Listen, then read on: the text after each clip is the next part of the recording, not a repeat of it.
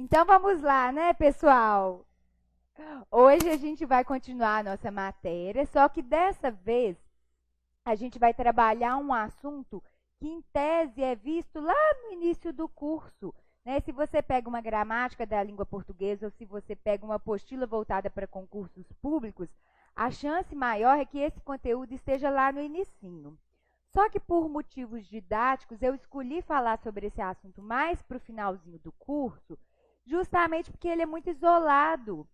E além de ele ser muito isolado, ele não apresentar um conteúdo que seja um pré-requisito muito importante para o entendimento de outras matérias, ele cai muito pouco em prova de concurso. E quando ele cai, cai de maneira muito objetiva.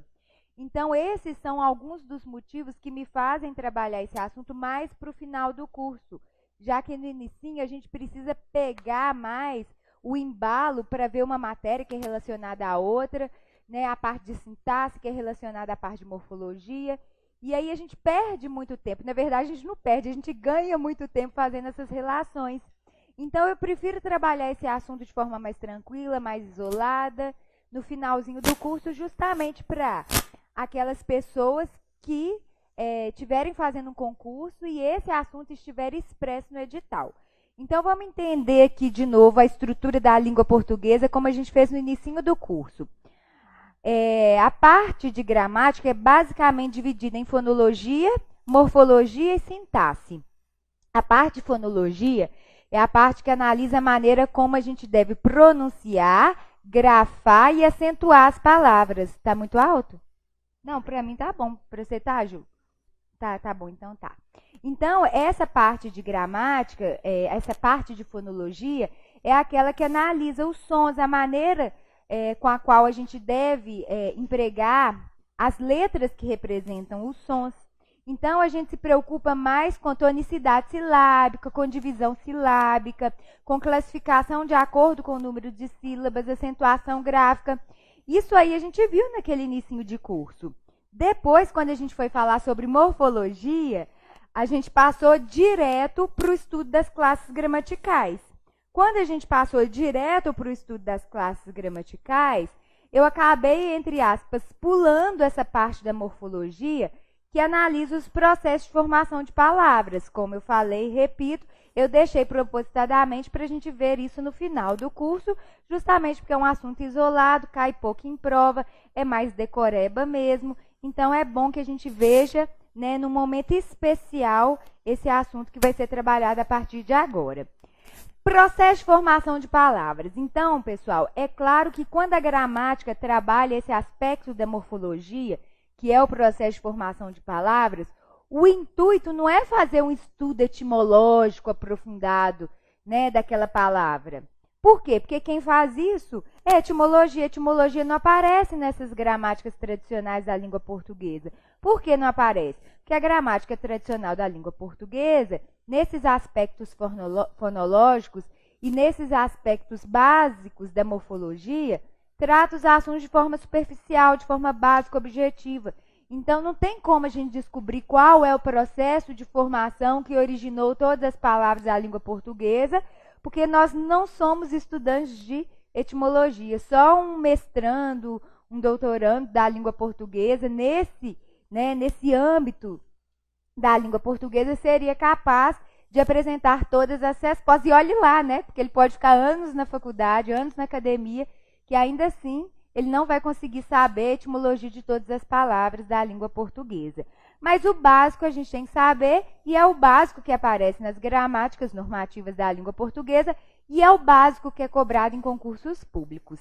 Então, a partir daí, eu vou mostrar para vocês quais são os processos de formação que podem originar uma palavra da língua portuguesa. Acho que o teclado não está passando. Passou. Então, primeiro, eu vou falar das derivações, né?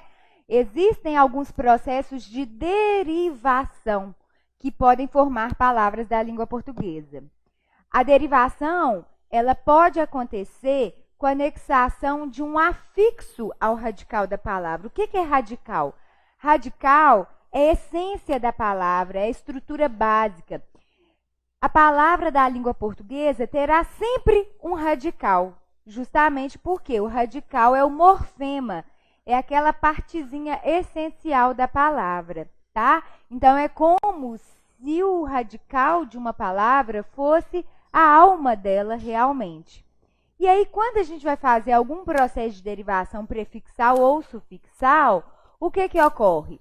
Nós anexamos afixos antes ou depois desses radicais para a formação de novas palavras da língua portuguesa, tá? Então, a gente vai ver quais são esses processos de derivação, né, que consistem na colocação, no acoplamento, né, dessas estruturas chamadas de afixos aos radicais para a formação de novas palavras. Feliz, por exemplo, é um radical da língua portuguesa, é um adjetivo que já é formado pelo radical. Se eu quiser formar um adjetivo com sentido contrário, eu vou fazer uso do prefixo in. O prefixo é o afixo que vem antes. O pré-natal, o pré-vestibular, o pré indica aquilo que acontece primeiro, aquilo que acontece antes. Então, quando você coloca um prefixo, né, junto com o radical, você forma uma palavra por derivação prefixal ou prefixação. Como que a organizadora pode cobrar de vocês? Simplesmente pedindo a classificação do processo de formação que originou essa palavra ou perguntando para vocês qual é o efeito de sentido criado com a anexação desse prefixo. Aí você tem que entender que ele teve como função produzir uma palavra com sentido oposto, né? Quando você fala feliz e infeliz, você cria uma palavra com sentido oposto. Então, semanticamente, as organizadoras podem cobrar de vocês o efeito de sentido gerado pela criação dessa nova palavra, tá? Outra coisa que pode acontecer é a derivação sufixal ou sufixação, que ocorre quando o afixo é colocado depois do radical.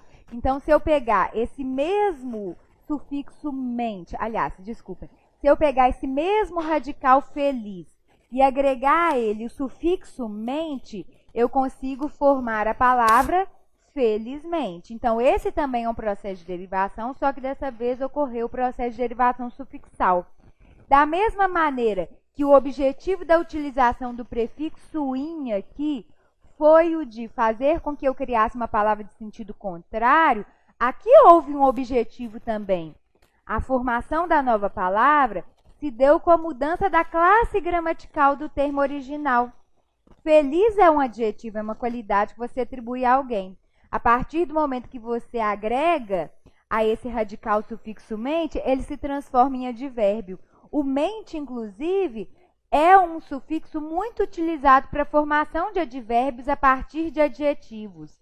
Feliz, felizmente, triste, tristemente, alegre, alegremente, né? As palavras que eu conheço que terminam em mente, que não são advérbios, são demente e semente, né? Pode ser que existam outros, mas a grandíssima maioria das palavras da língua portuguesa que terminam com o sufixo mente são advérbios formados por meio dessa derivação sufixal, beleza? Além dessas duas derivações, prefixal e sufixal, existem dois outros tipos de derivação que também consistem na anexação de prefixo e sufixo. A prefixação aconteceu apenas com a anexação do prefixo. A sufixação aconteceu apenas com a anexação do sufixo. Mas pode ser que aconteça as duas coisas, prefixação e sufixação. Quando isso acontece, existem duas maneiras de se formar uma palavra. Ou por derivação prefixal ou sufixal, quando você coloca um afixo e depois coloca o outro. Ou então a gente pode dizer que há a possibilidade de existência, né, de formação de uma palavra por derivação parasintética ou parassíntese.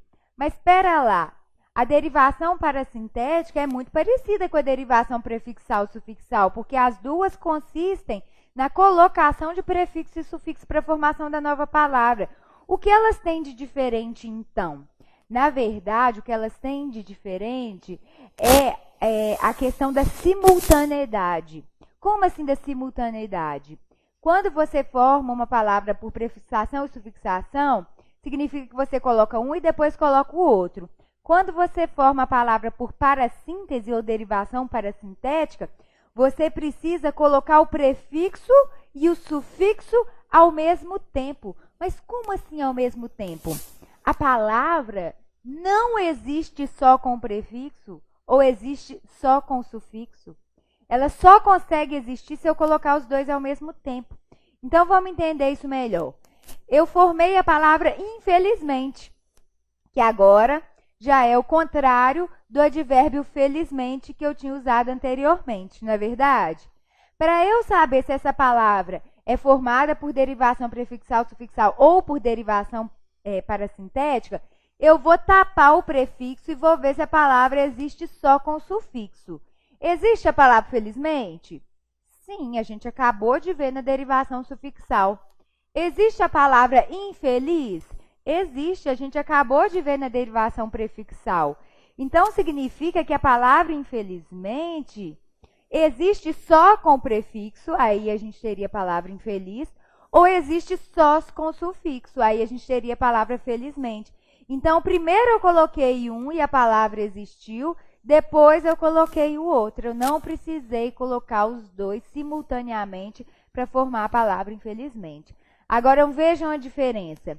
Entardecer vem da palavra tarde. Então, se eu tiro o radical, eu percebo que essa nova palavra, entardecer, recebeu um prefixo e recebeu um sufixo, que apareceram grifados ali. Vocês estão percebendo? Para eu saber se houve derivação prefixal, sufixal ou parasintética, eu vou usar o mesmo processo, a mesma técnica. Eu vou tapar um e vou ver se a palavra existe só com o sufixo. Existe a palavra tardecer? Não. Se não existe a palavra tardecer, significa que a palavra não existe só com o sufixo. Agora eu vou fazer o outro movimento. Eu vou tapar o sufixo e vou perceber se a palavra existe só com o prefixo. Existe a palavra entarde? Não. Então, significa que para a palavra entardecer existir, eu precisei colocar os afixos simultaneamente. Por isso que aqui há parassíntese e não derivação prefixal e sufixal. Os outros exemplos eu coloquei aqui. Entristecer. Não existe entriste nem tristecer. Eu precisei colocar os dois ao mesmo tempo para que a palavra entristecer pudesse existir. Esse endeusado que já caiu em prova também. Não existe o endeus e não existe o deusado. Então, mais uma vez, eu precisei colocar prefixo e sufixo ao mesmo tempo para que a palavra endeusado pudesse existir. Emudecer, amaciar, apodrecer. Não existe o poderecer nem o apodre. Precisei colocar os dois ao mesmo tempo para saber que houve realmente uma parassíntese. Então, o que eu sempre faço? Eu primeiro separo o radical, depois eu tapo um e tapo o outro. Se a palavra existir com um, ou com o outro, ou com os dois, significa que eu não precisei colocar os dois ao mesmo tempo para formar a nova palavra. Mas se eu tapar um e perceber que a palavra não existe só com sufixo, ou eu tapo o outro e percebo que a palavra não existe só com prefixo, aí eu chego à conclusão de que houve parassíntese. Como eu falei, esse assunto não cai muito em provas de concurso. Se você for avaliar assim, organizadoras maiores, como Fundação Carlos Chagas, CESP, Fundep, esse é um assunto pouco recorrente, mas algumas organizadoras de menor porte cobram isso aqui. Então, é bom dar uma lidinha para a hora da prova, porque não é um assunto muito complicado, mas é sempre bom a gente saber o que estudar caso isso esteja expresso no edital. Beleza? Pode perguntar, Joyce. É o quê? Era o quê que você ia perguntar? Se cai muito em prova, não? Ah, não. É isso aí. Ah, então tá. Ela ia perguntar aqui, mas eu já tinha respondido, então nem vou repetir. Então, agora que eu falei sobre os 4 tipos de derivação, que é a derivação prefixal, a derivação sufixal, a derivação prefixal e sufixal e a derivação parasintética, eu vou falar de outros 2 tipos de derivação que não têm relação com a anexação de afixos. Por quê? Porque essas derivações acontecem com outro processo diferente desses que a gente acabou de ver. A derivação regressiva, por exemplo, é um tipo de processo de formação de palavras que ocorre quando se forma um substantivo a partir de um verbo. Mas como assim? Se a gente fosse observar a ordem natural de formação de uma palavra, primeiro existiria o nome da coisa, para depois existir o verbo, que indica a ação expressa por aquela coisa. Coisa, coisar. Negócio, negociar. X9, xnovar. Então, o que acontece? Pela lógica, pelo processo de formação de palavras da língua portuguesa, uma ordem chamada de progressiva seria essa, a formação de um nome e depois a criação de um verbo que representasse a ação, né, que vem daquele nome. Aqui a derivação é regressiva, porque acontece justamente o contrário. Primeiro nasce o verbo e depois nasce o nome. Só que existem critérios que devem ser observados para a gente entender como essa derivação regressiva aconteceu. A primeira delas, o nome formado a partir do verbo, nessa derivação regressiva, será sempre o fruto da ação expressa pelo verbo, o resultado da ação expressa pelo verbo. Como assim? Qual é o fruto da ação de resgatar? O resgate. Qual que é o resultado da ação de vender? A venda. Qual é o resultado da ação de combater? Qual é o fruto da ação de combater? O combate. Então, esses nomes provenientes de verbos são sempre os nomes das ações, são os resultados das ações, o fruto das ações expressas pelos verbos. Então, esse é um dos critérios para a gente entender que o substantivo veio do verbo e não o contrário. O segundo critério, como esses substantivos são nomes de ação, eles serão sempre abstratos. Então, toda vez que um substantivo for deverbal, porque ele pode receber esse nome, porque ele vem de verbos, ele vai ser o resultado da ação expressa pelo verbo, o nome da ação. Logo, ele será sempre um substantivo abstrato. Então, esse é mais um critério que pode ajudar a identificar, né, um substantivo formado por derivação regressiva. E, por fim, um outro critério que é super importante. O substantivo formado a partir do verbo vai ser sempre de tamanho igual ou menor do que o verbo que o originou. Porque na derivação prefixal, sufixal, prefixal, sufixal e parasintética, o radical ganha novos elementos, ganha afixos. Então, ele acaba ficando maior, não é verdade? Aqui não. Aqui ele diminui justamente porque o que era verbo passa a ser substantivo.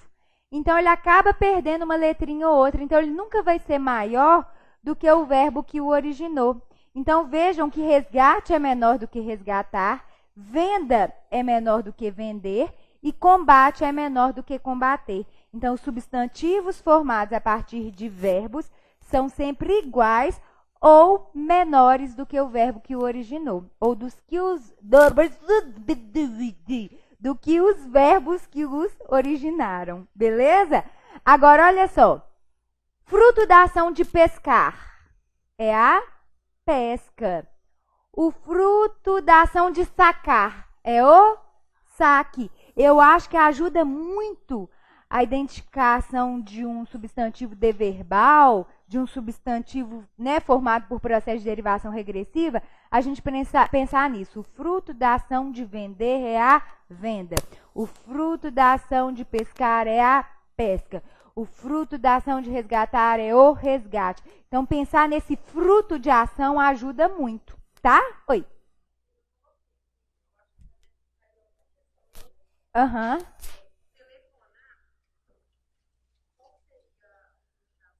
Menina, você não teve aula, né, comigo, não? Sabe por quê? Porque ele já caiu em prova. Ai, que ótimo! Então, que bom que você falou sobre esse verbo telefonar, porque ele já caiu em prova. A questão pedia para marcar a opção em que a palavra tivesse sido formada por processo de derivação regressiva. A resposta, aí tinha lá moda. Aí você pensa assim, moda vem do verbo modar? Não existe verbo modar, nada a ver, né?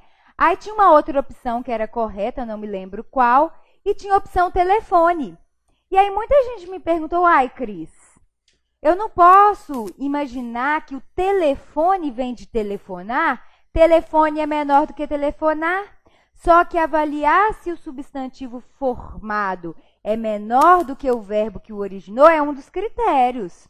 Mas a gente tem que avaliar os outros critérios. Por exemplo, o fruto da ação de telefonar é o telefone?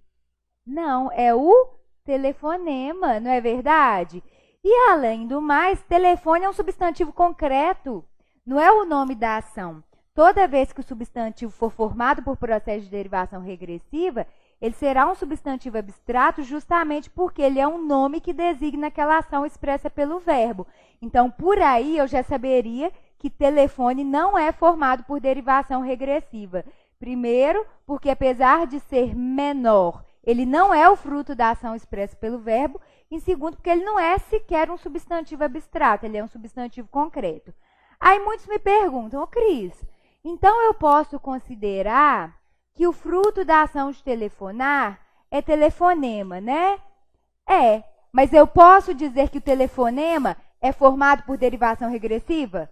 Não, porque telefonema é maior do que telefonar. E para eu dizer que a palavra foi formada por processo de derivação regressiva, o substantivo tem que ser o fruto da ação expressa pelo verbo, tem que ser um substantivo abstrato e tem que ser sempre igual ou menor do que o verbo que o originou. Telefonema não é menor do que telefonar. Telefonema ganhou um sufixo nema, não sei se é o ema ou nema, mas o fato é que a palavra aumentou. Então, o que significa? Significa que essa palavra não foi formada por processo de derivação regressiva.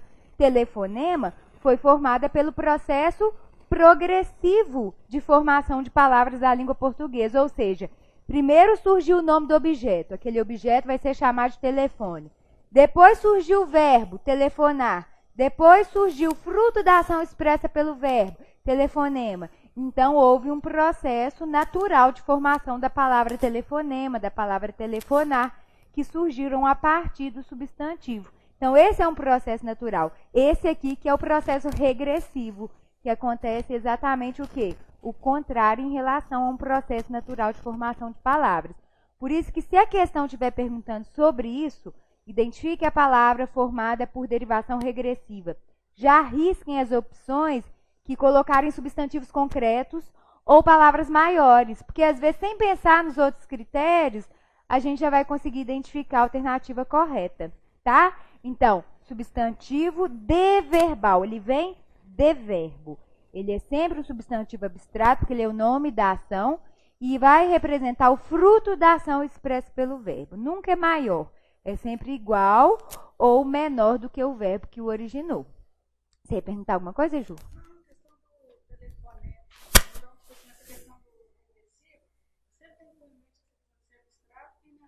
Isso. Não só as únicas regras, mas essas regras são as principais. Isso. Isso. É o que a Ju está falando. Então, eu tenho que bater o olho e olhar os critérios. O substantivo tem que ser abstrato e a palavra tem que ser menor ou igual. Pode ser que eu consiga acertar a questão só eliminando as alternativas que não atendem esse critério. Sim. Beleza? Então, tá. Então, pessoal, além dos processos que consistem na anexação de prefixos, sufixos, além desse processo de derivação chamada regressiva, existe um último processo de derivação que é chamado de derivação imprópria. Essa derivação imprópria não é chamada de imprópria porque ela é inadequada, porque fica parecendo que ela é inadequada na língua portuguesa, justamente porque ele recebe... ela recebe essa designação imprópria, não fica parecendo que é errado? Tipo assim, eu não posso fazer, mas não tem nada a ver, é só o nome do processo de formação mesmo. A derivação imprópria acontece quando você usa uma mesma palavra sem qualquer alteração na estrutura, só que numa classe gramatical diferente daquela que é a original, daquela que é a natural. Se eu disser, por exemplo, devo dizer umas palavras, a gente aprendeu ao longo do curso que esse verbo que termina em er, que ocupa a posição de verbo principal dentro de uma locução, é um verbo no infinitivo, não é verdade? Mas a partir do momento que eu coloco um artigo antes desse verbo, ele deixa de ser verbo e passa a ser substantivo. Então, aqui eu digo que o dizer daquele homem me comoveu. Então, eu peguei uma palavra que inicialmente, né, era um verbo e a transformei em substantivo. Então, se eles colocassem essa frase para mim, na questão da prova, e me perguntassem qual é o processo de formação que originou esse substantivo dizer, eu vou dizer que foi processo de derivação imprópria, justamente porque eu peguei uma palavra emprestada de uma outra classe gramatical e empreguei aqui. Entenderam? A mesma coisa aconteceria se eu dissesse assim: o gigante andou pela floresta. O gigante, inicialmente, originalmente, é o nome daquele bicho enorme, não é verdade? Mas quando a gente pede uma pizza com muita fome, a gente pede uma pizza gigante. A gigante deixa de ser substantivo e passa a ser o quê? Um adjetivo para qualificar aquela pizza. Então, houve aí mais uma vez o processo de derivação imprópria. Então, é só para mostrar para vocês, com esse outro exemplo, que isso não é exclusivo de palavras que são substantivadas, não. Eu posso fazer com que uma palavra que era originalmente um substantivo, como gigante, se torne adjetivo, né? É menos comum. Toda gramática usa o mesmo exemplo. Eu participei de um comício monstro. Porque monstro, inicialmente, originalmente, é o nome daquele bichão. Mas quando você diz que participou de um comício monstro, significa que o monstro deixa de ser o nome de alguma coisa e passa a ser a qualificação. Então, quando ele deixa de ser substantivo e passa a ser adjetivo, significa que ele também sofreu esse processo de derivação imprópria. Beleza? Oi. Aham.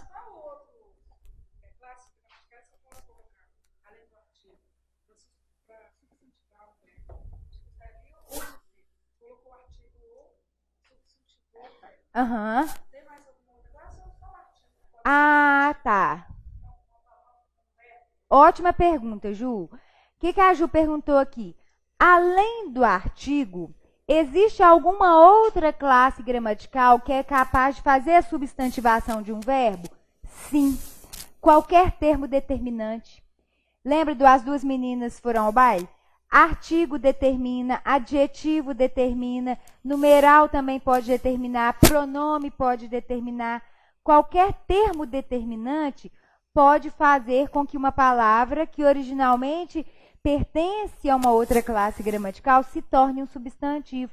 Então, se eu disser assim, esse novo dizer me encantou, né? Eu posso, inclusive, determinar esse verbo para ele virar substantivo e fazer a flexão, justamente porque quando o verbo se transforma em substantivo, ele passa a se comportar como tal, ou seja, ele pode sofrer flexão.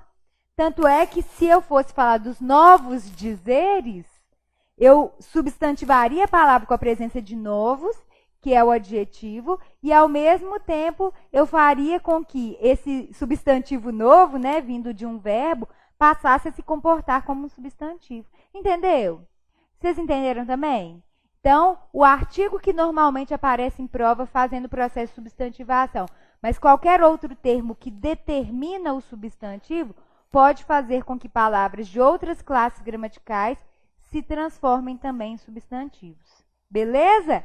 Então, esses são os processos de derivação, tá? Prefixal, sufixal, prefixal e sufixal e parassintética, que são os 4 processos de derivação que consistem na anexação de estruturas para a formação de uma nova palavra. A derivação regressiva, que forma substantivos a partir de verbos. observando-se todos aqueles critérios. E, por fim, essa derivação imprópria, que ocorre quando uma palavra, sem qualquer alteração na estrutura, é utilizada em uma outra classe gramatical diferente daquela que lhe é natural. Beleza? Oi, Washington.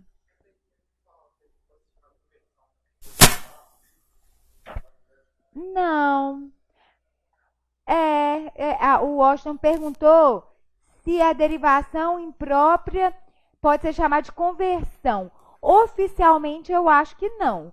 Mas pode ser que algum gramático use e alguma organizadora também use. Porque tem essa história da NGB, que é a nomenclatura gramatical brasileira.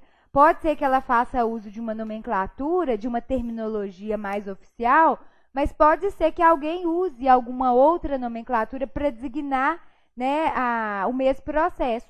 Né? É igual quando eu falo de orações intercaladas na parte de pontuação. Diz o rapaz, respondeu a moça. Em tese, aquelas orações são chamadas de intercaladas, mas eu já vi a Consulplan usando o termo orações interferentes para designar aquelas orações. Então, a gente acaba, né, percebendo que existe a exploração, né, dessas nomenclaturas também pelas gramáticas e pelas próprias organizadoras. Beleza? Então, tá bom. Galera, composição. Existem 3 tipos de composição na língua portuguesa. A composição por justaposição, por aglutinação e por hibridismo.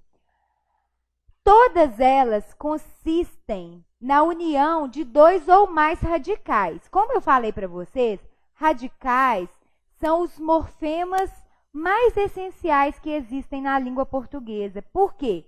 Porque pode ser que a palavra não tenha prefixo, não tenha sufixo, não tenha desinência de gênero ou não tenha desinência de número, mas essa palavra provavelmente vai apresentar o quê? Um radical. Porque toda palavra tem radical. Provavelmente não, né? Certamente ela vai apresentar um radical.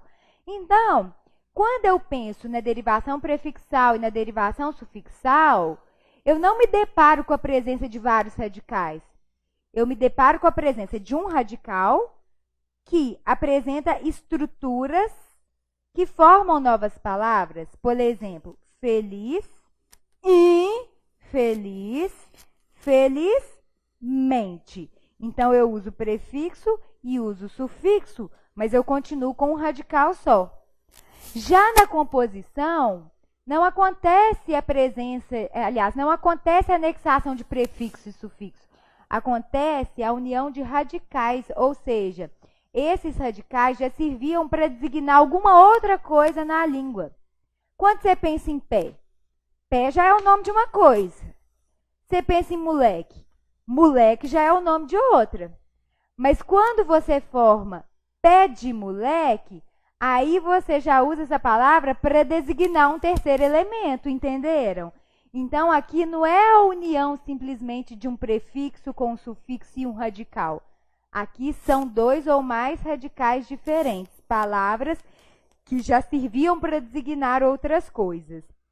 Quando eu vou formar uma palavra da língua portuguesa, por processo de composição, ou seja, pela união de 2 ou mais radicais diferentes, ou iguais também, isso pode acontecer, eu sempre devo observar, para classificar de que tipo é essa composição, se houve alteração nos sons originais desses radicais.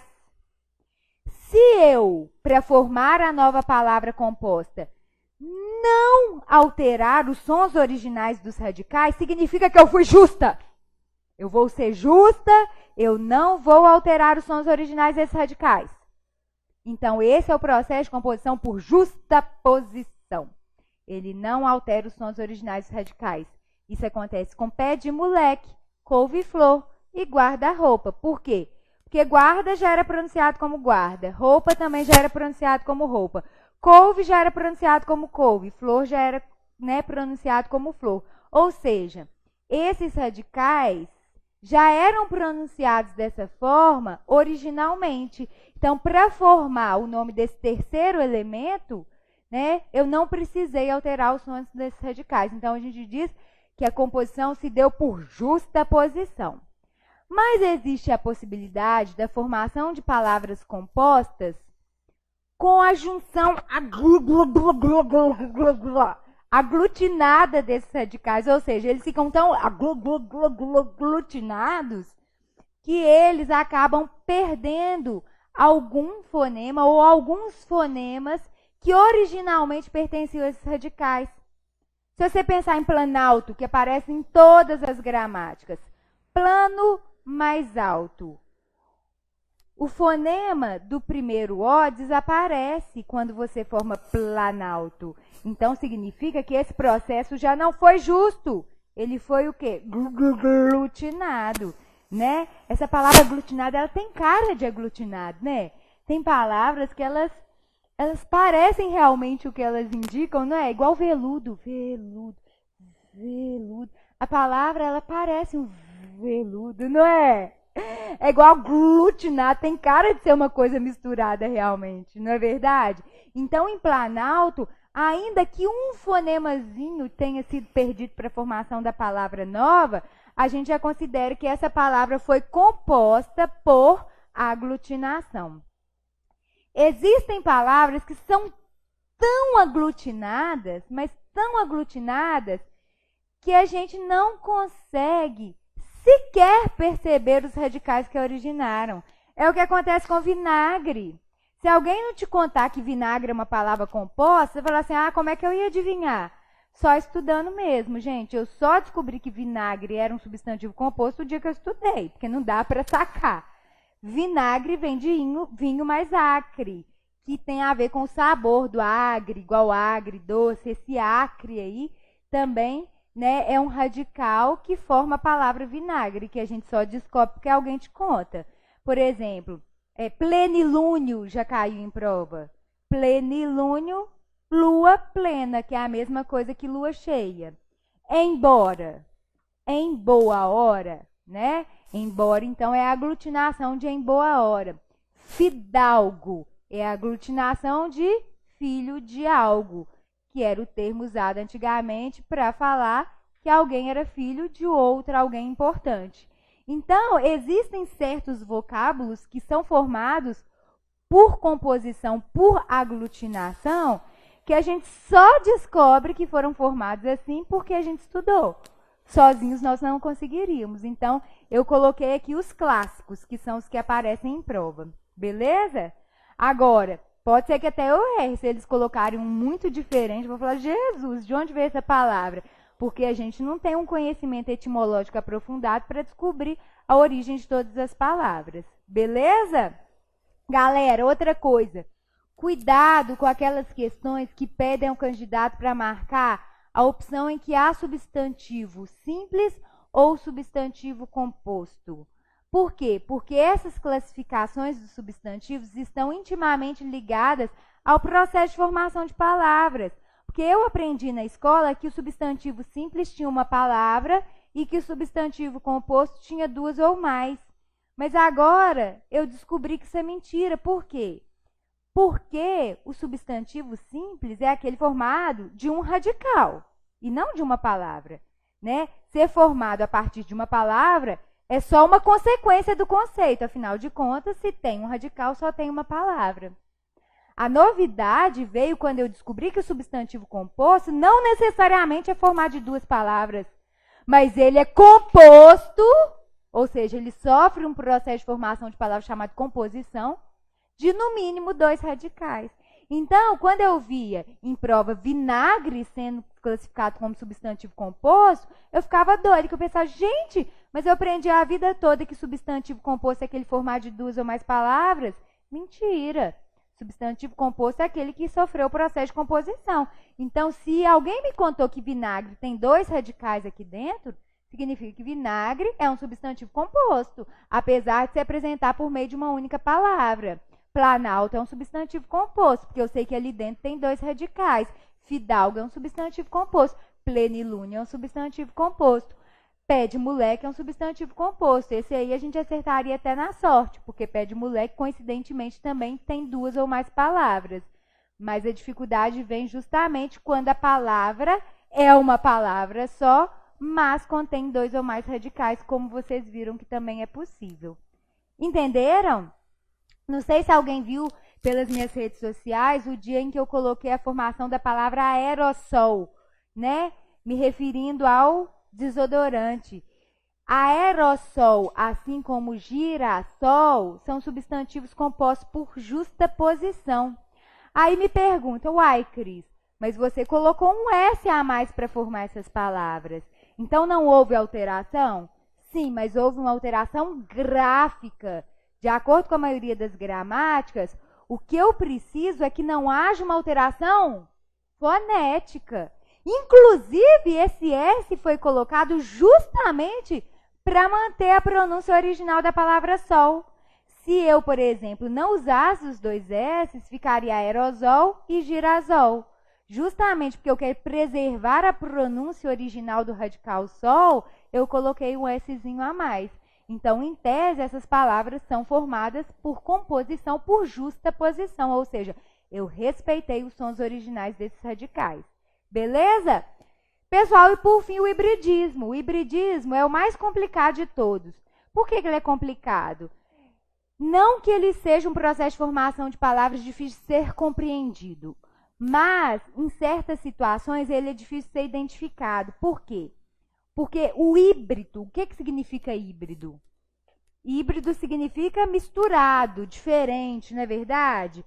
E o hibridismo é o processo de composição que consiste na junção de